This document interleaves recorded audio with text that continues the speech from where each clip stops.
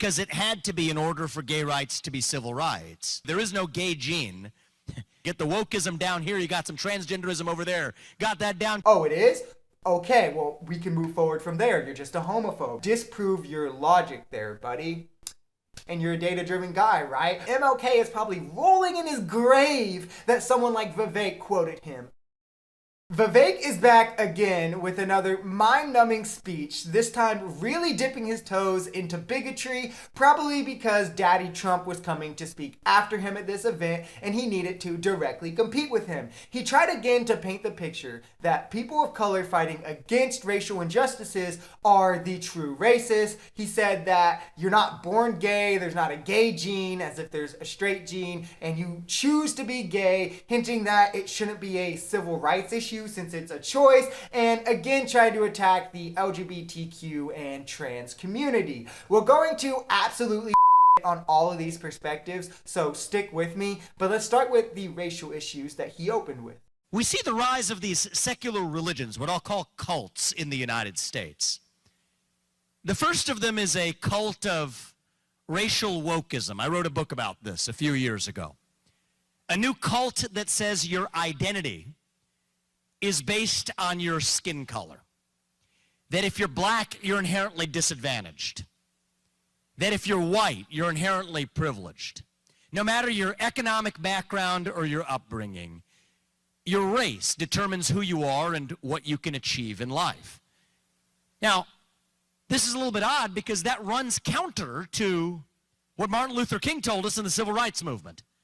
That we wanted to be judged not on the color of our skin, but on the content of our character. We see that voice crack was just hilarious to me because it's on brand with him being a complete dweeb, but super not the Republican, I'm about to say some racist shit aesthetic. So I wonder how well that hit home for the voter base that's there. As to what he actually said, when he mentioned cults for a brief second, I was hoping he was going to call out MAGA in the crowd, but we can't expect too much from a Republican, of course. What he's saying here, minus all the nuance that he adds in to not be called out, is that black people who are aware that racism is present in America is a cult, and thus we should call them out because that level of self-awareness in an oppressed community cannot be good for the rest of us trying to oppress them. So let's call that out before they get too powerful. But really, the framing here he's using is super intellectually dishonest. He's trying to pit white Americans with economic struggles against black Americans' socioeconomic struggles, when truly America is capitalist and racist. So it's hard for poor people and people of color. Let's be honest here. More so than anything, your economic status will determine what you can and can't accomplish. However, black people have been disproportionately placed behind other races when it comes to economically speaking in America. The percent of children born into poverty is below 11% for Caucasians and over 34% for African Americans. This is largely due to, well, for one, slavery keeping us from acquiring education or wealth for 300 to 400 years, but the many factors of Jim Crow that happened after slavery, like redlining, for instance, which I've covered in large in other videos, so we won't go too deep into, but this kept African Americans out of the housing market and did not cease to exist completely until the 1970s, which is 50 years ago? And with real estate being the greatest way to accumulate generational wealth, the effects of redlining are still felt today. Not only by that, but redlining also systematically placed black families into these poorer neighborhoods that had less quality education, less quality jobs, and less transportation to access more quality versions of the former two things. So your class status will determine what you're able to accomplish, but when black people have been systemically made more likely to be poor, this obviously disproportionately affects them. And on top of that, your race adds additional implications and risk as to the way you live your life. A black girl is 6 times as likely to be expelled for the same offense as a white girl. A black person is 4 times as likely to be arrested for the same crime as a white person, twice as likely to receive a longer sentence for the same crime as a white person, and more likely to be pulled over during the day. You know, like when the officer can see what race they are. So I would say black people are inherently disadvantaged and due to starting on a level playing field rather than an uphill one, white people are inherently advantaged. Whether your family took advantage of these things doesn't remove the fact that those advantages still remained for your family and not for people of color. That is something that shouldn't be too hard to just accept. That is what white privilege is. It's incredibly nuanced, and it's not something in the here and now. It's something that's generational, and you not benefiting from white privilege doesn't mean it doesn't exist. When MLK said what he said, the quote that Vivek quoted, he was speaking in the context of removing all these negative biases and stigmas that I've just spoken on that allowed black people to be profiled and socially and economically held back. So it's gross that people like Vivek will not only deny that they've been held back, but then try to bend this quote to be like, affirmative action, bad, like it's not at all what he meant. And MLK is probably rolling in his grave that someone like Vivek quoted him for these reasons. If we move on though, here is Vivek literally hinting in a way that he can still deny and his supporters can cope with, that gay rights should not be a civil issue. We're not going to be angry about it because sometimes our anger clouds our judgment. If we want to get to the bottom of what's going on, we have to see it with clarity. This one says the sex of the person you're attracted to is hardwired on the day you're born because it had to be in order for gay rights to be civil rights. But now also says that your own biological sex is totally fluid over the course of your life. Again, you can't believe these two things at once, and then you go even one step further. There is no gay gene.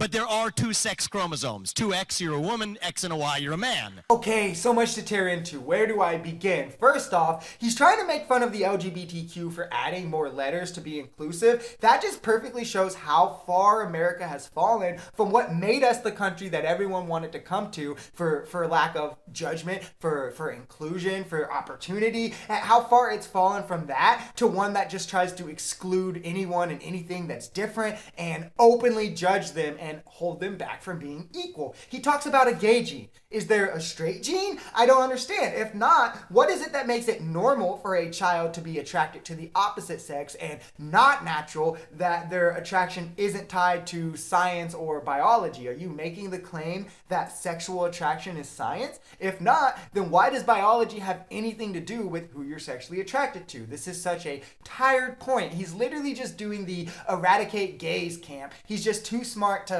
outright say it like Michael Knowles. He's actually trying to play to the notion that they don't deserve equal and political freedoms because there's not a gay gene.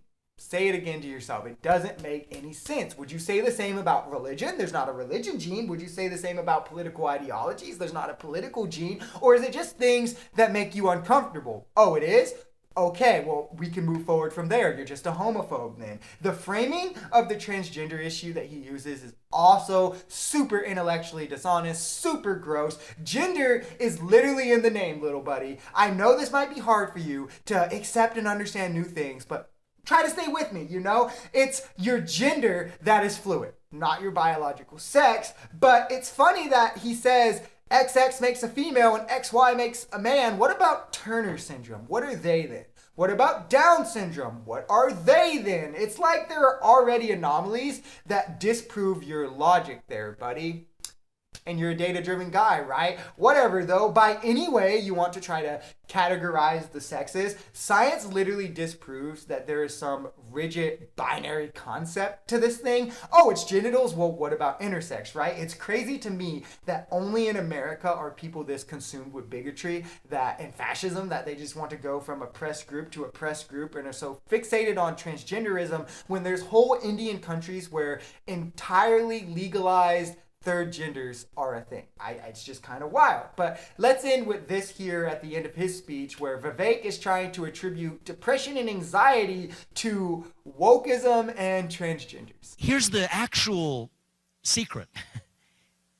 It almost doesn't matter what the poison is, actually. I've made this mistake over the last several years. I wrote my first book, Woke Inc., wrote a second book about victimhood culture. It's like playing a game of whack-a-mole. You get the wokeism down here, you got some transgenderism over there, got that down, COVIDism over here, got that down, climatism's up again. What do you mean you got transgenders down there, buddy?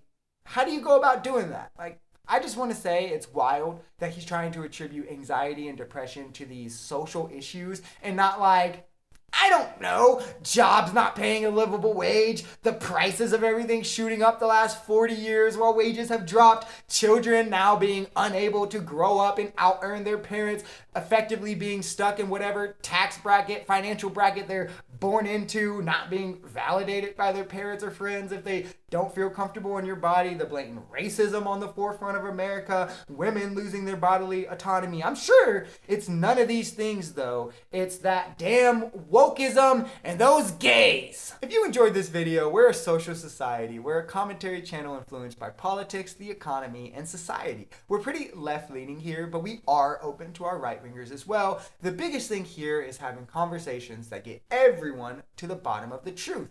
If that sounds like something that interests you, consider smashing that subscribe button. We love to have you. Leave us a like or even comment on this video because the only way we become a society is together.